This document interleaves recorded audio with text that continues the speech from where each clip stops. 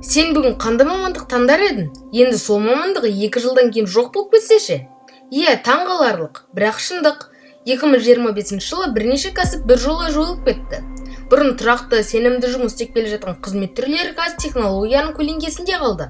Бұл бейнеде біз 2025 жылы жойылып кеткен 5 мамандықты талдаймыз. Неге жоғалды? Қандай балама пайда болды? Қарапайым тілмен, нақты мысалдармен, өз көзімізбен көргендей баяндап береміз.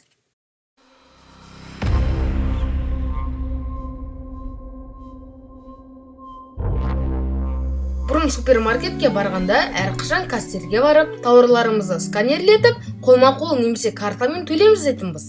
Ал қазір көп дүкенде касса жоқ. Өзіңіз затты сканерлейсіз, QR кодпен төлем жасап, тіпті үйден шықпай-ақ тапсырыс беріп, төлемді онлайн жабасыз. Нақты себеп жасанды интеллектпен автоматтандырылған сауда желілері. Мысалы, Walmart, Tesco, Kaspi QR желілері бәрі адамсыз жұмыс істейді. Нәтижесінде 2025 жылы дүние жүзінде 2 миллионға жуық кассир қызметінен кетті. Колл орталық операторлары. Бұрын банктерде интернет қызметіне хабарласқанда ұзақ күтіп, оператормен сөйлесетінбіз. Қазір сіздің сұрағыңызды бот түсініп, нақты жауап береді.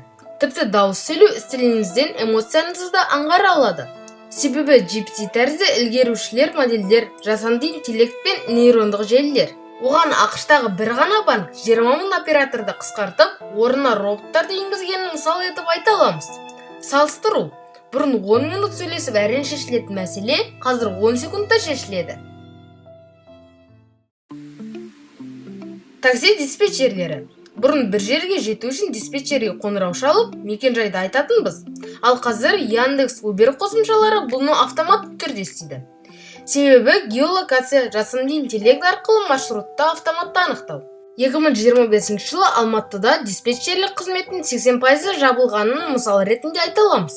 Салыстыру. Бұрын қоңырау, түсініспеушілік кешігу болған. Ал қазір нақты мекен-жай мен болжамды уақыт карта бар.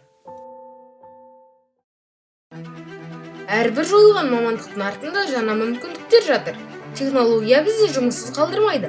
Ол бізді жаңа білімге итермелейді. Бүгін жоқ болып біткен жұмыс ертеңгі табыс көзі болуы мүмкін. Бастысы өзгерістен қорықпау, үйренуден жалықпау. Ал сіздің қазіргі жұмысыңыз 5 жылдан кейін болады ма? Пікірге жаза кетіңіз.